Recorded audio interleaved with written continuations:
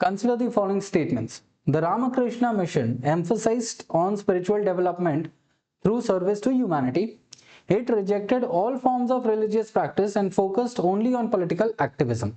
Now, which one do you think is correct here? Because just see, Ramakrishna Mission, we know it is associated with Ramakrishna Paramahamsa, and Swami Vivekananda was also associated with this. Now, here when we talk, it rejected all forms of religious practice, means it was a socio-cultural religious reform.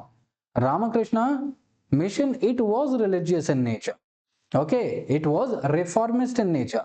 So how could it reject all forms of religious practices? That is first way to eliminate. Second is it focused only on political activism. So once again, only on, it is a religious reform, right? It is a socio-cultural reform. Okay, so that is why second is incorrect. The Ramakrishna Mission emphasized on spiritual development through service to humanity. So this is a positive statement. Okay, it itself is positive. So from this, what you can say is that yes, this is correct. Okay, so that is something. So here statement 1 is correct, statement 2 is incorrect. Okay, so answer here is going to be C. Answer is going to be C. Okay, then